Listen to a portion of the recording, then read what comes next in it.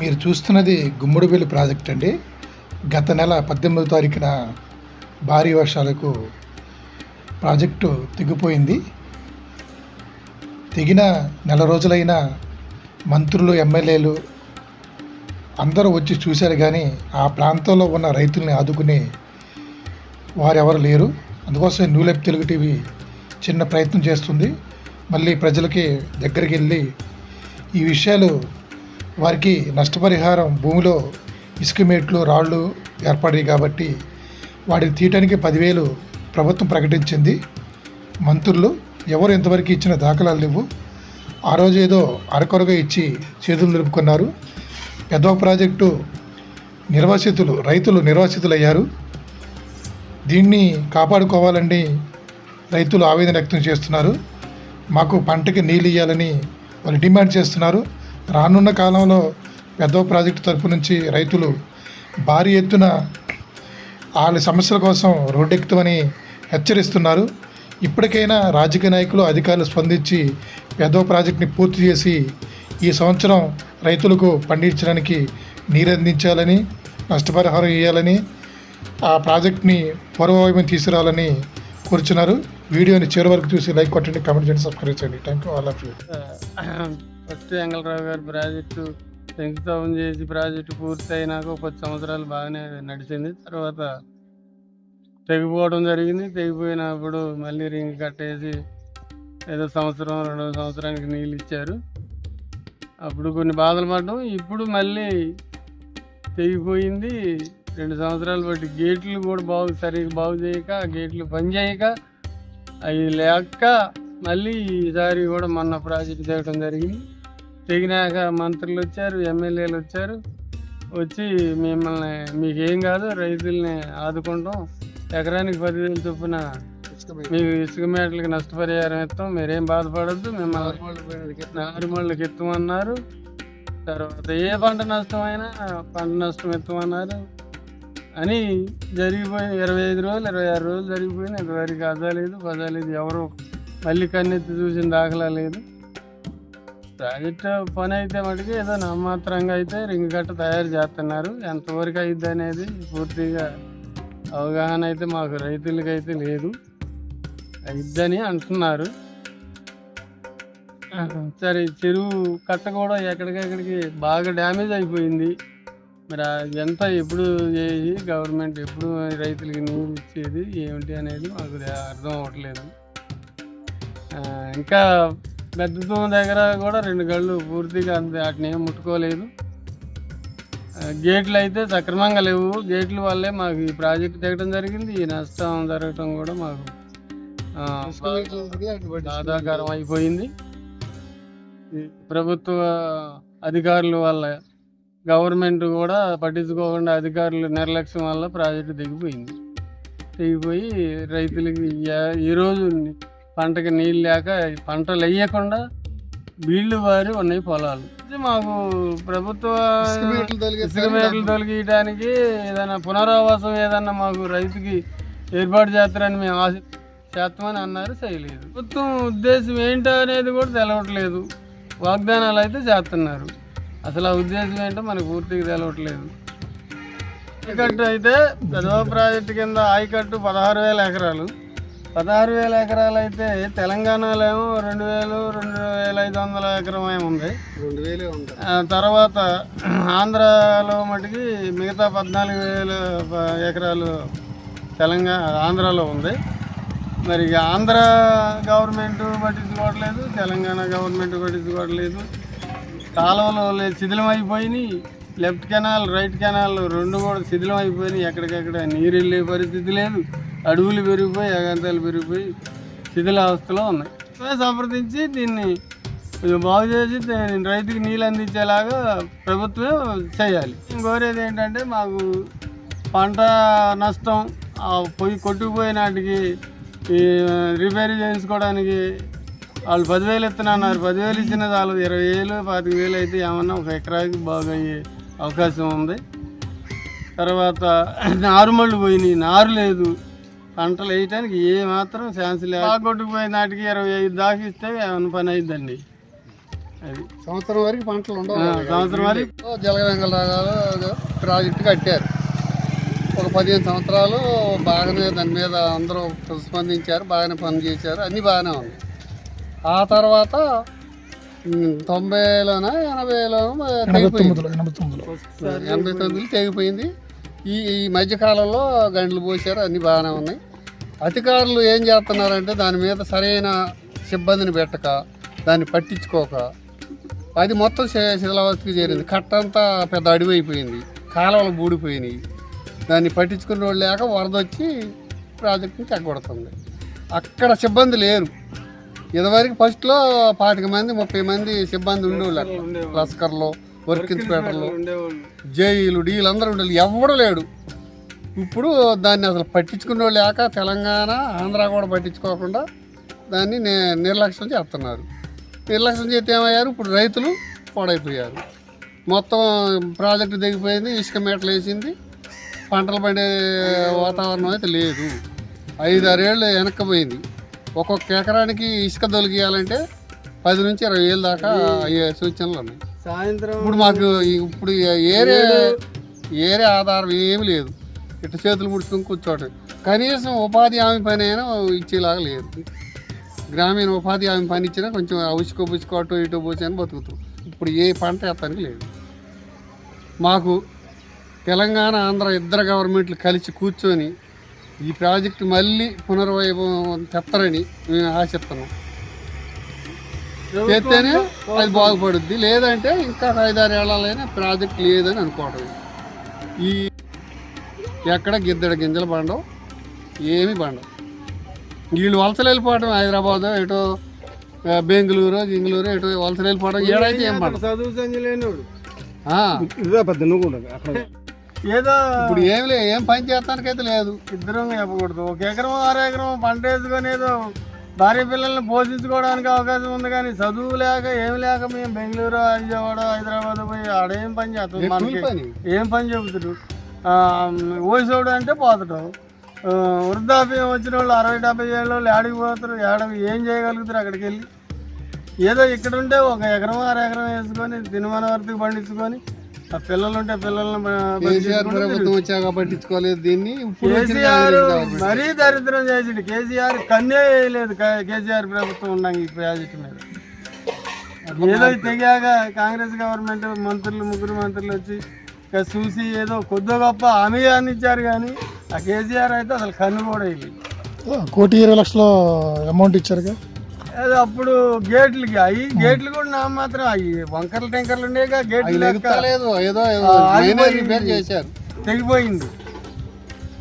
మాత్రంగా చేశారు, పూర్తిగా చేయలే. గేట్లు చేయటం వల్ల రోలర్లు తిరక్క, మోటార్లు లేక ప్రభుత్వ సంవత్సరాలు అయిందండి ఇది. ప్రభుత్వ అధికారులు మేము ఏంటండి గేట్లు లేకపోవడం ఏంటి, ఎందుకు లేపట్లేదు, కారణాలు ఏంటంటే మోటార్ ఇప్పుడే పోయిందండి, మన బాగు చేసుకొచ్చి నిన్నే పోయిందండి. అది సరైన రిపేర్ చేయట్లేదు. మోటార్లు పోయి ప్రతి సంవత్సరం ఇదిగో ఈ ప్రాజెక్టుకి ఇంత ఖర్చు అవుద్ది అని రాసి పంపుతాను. ఆ కాగితాలు అక్కడే పోతున్నాయి. దాన్ని ప్రభుత్వం పట్టించుకోవట్లేదు అని ఆఫీసర్లు చెప్తున్నారు. అది జరిగేది. ప్రభుత్వ అధికారులు గవర్నమెంట్ వాళ్ళనే రైతు పొట్ట కొట్టడం జరిగింది. ప్రాజెక్ట్ తెగదండి. పని చేసేలాగా లేవు, వాగులు రైతే రాదు అంటున్నారు.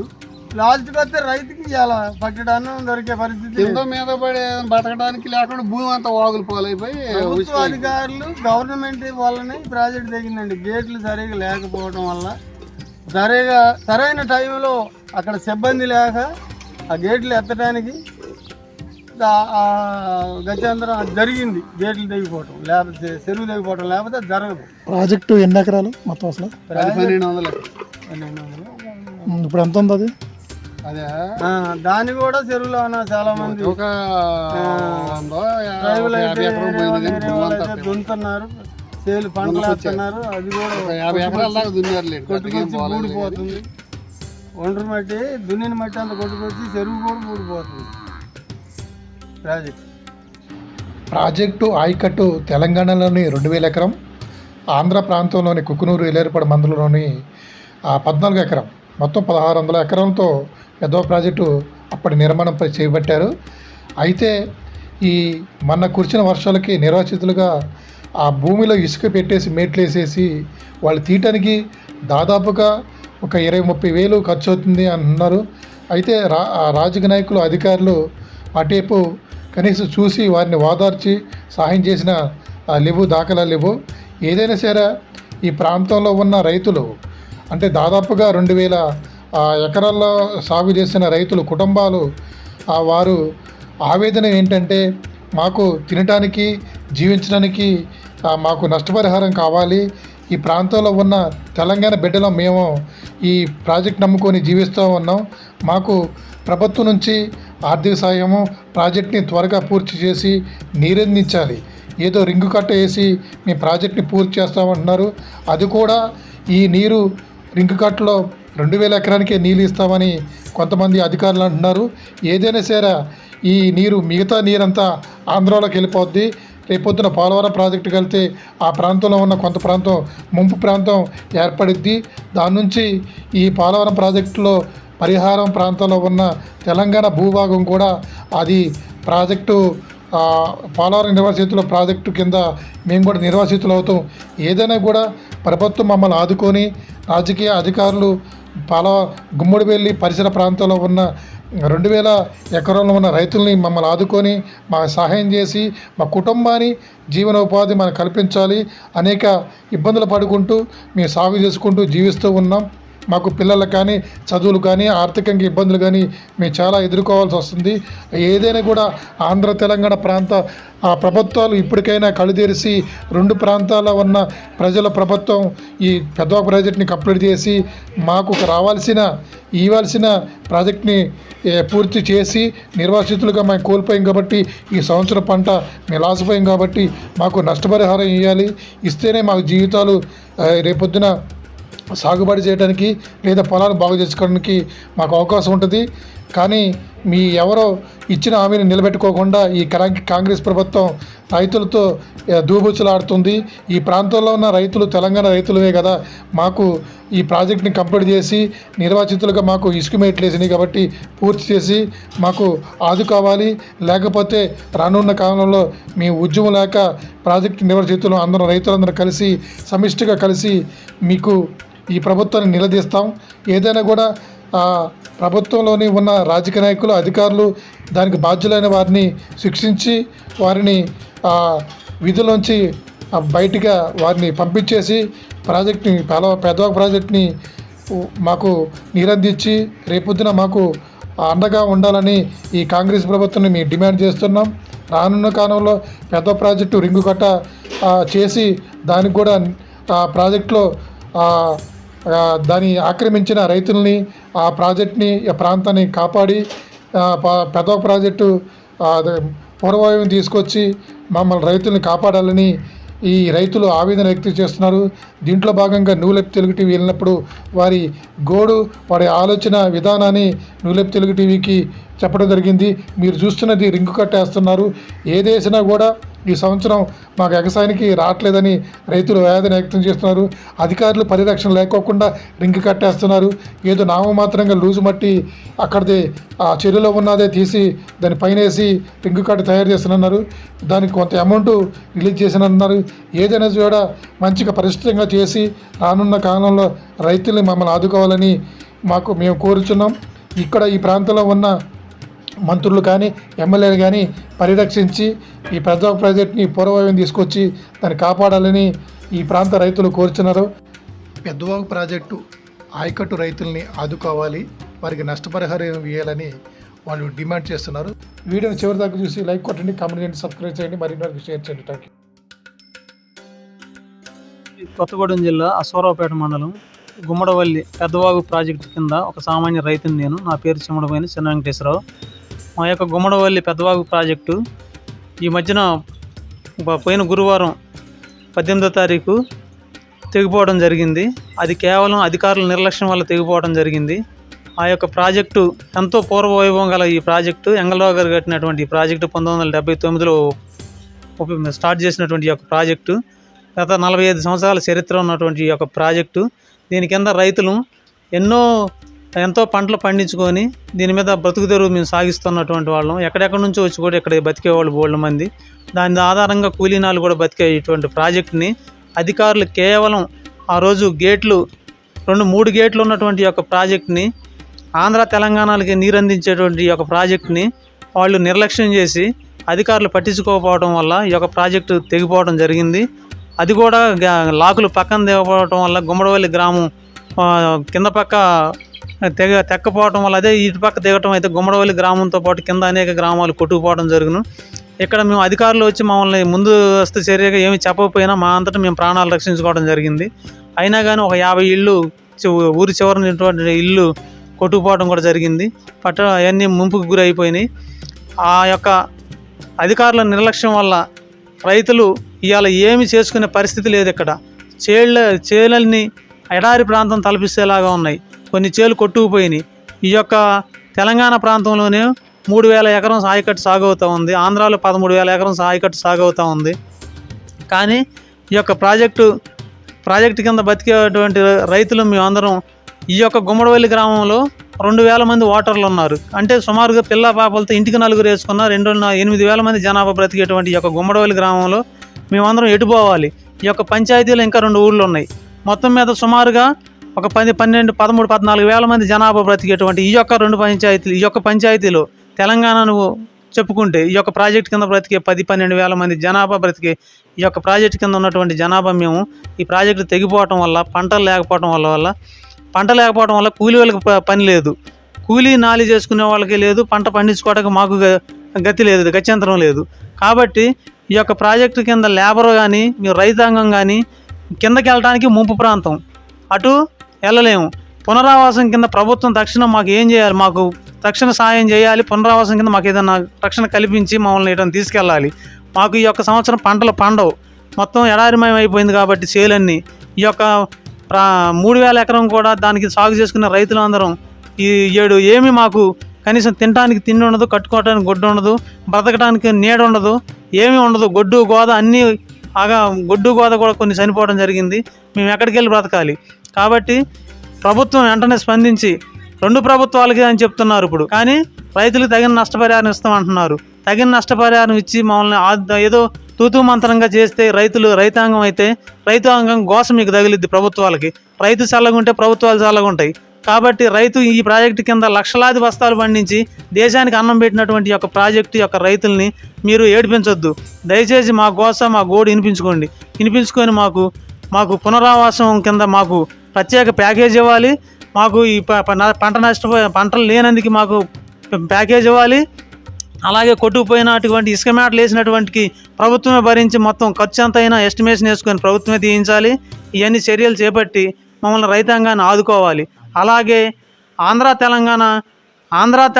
వాళ్ళు 80%, తెలంగాణ వాళ్ళు 20% ఖర్చు చేసుకొని ఒక ప్రాజెక్టు పునర్నిర్మాణం చేయాలంటున్నారు.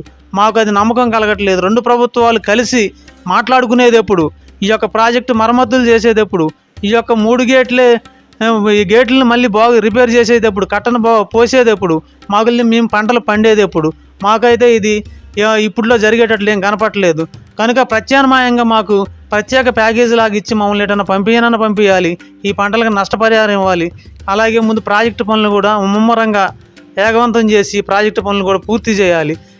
ఇంతమంది జనాభాని మరి ప్రభుత్వం ఆదుకోవాలి అని ఈ యొక్క నిర్లక్ష్యం చేసిన అధికారులను వెంటనే సస్పెండ్ చేయాలని, అలాగే మళ్ళీ ఈ యొక్క ప్రాజెక్టుకి ఈ యొక్క దరిద్రం మళ్ళీ పొంచి ఉండకుండా దానికి తగిన అధికారులని, ఆఫీసర్లని పకడ్బందీగా దాని మీద వేయాలి. ప్రాజెక్టును పూర్తి చేయాలి, రైతాంగాన్ని ఆదుకోవాలి అని రైతులుగా మేము డిమాండ్ చేస్తున్నాం. అలాగే కాదు, కానీ చేయకపోతే రైతులు అందరం మేము కడుపు కాల్చుకొనైనా మేము రోడ్లు ఎక్కడం జరిగిద్ది, అందరం ధర్నాలు చేయడం జరిగిద్ది, ప్రభుత్వాలను నిలదీయటం కూడా జరిగిద్ది. రైతు తలుచుకుంటే సాధించలేనిది ఏమీ లేదు. కాకపోతే రైతు ఒక యూనిట్గా రావటానికి మేము ప్రయత్నాలు చేసి మేము యొక్క మా కోరికలను మేము నెరవేర్చుకుంటాం. మాకు పునరావాసం కల్పించేంత వరకు, మాకు ఈ ప్రాజెక్టు పూర్తి చేసేంత వరకు మేము ఎప్పుడు నిత్యం పోరాడుతూనే ఉంటాం, ప్రభుత్వాలను వెంటాడుతూనే ఉంటాం. మా పనులు, మా కడుపు, మేము 10 మందికి అన్నం పెట్టాం. రైతాంగం ఆ రైతును ఆలోచించి రైతుని కడుపు కొట్టొద్దని చెప్పి మేము మరీ తెలియజేసుకుంటాం.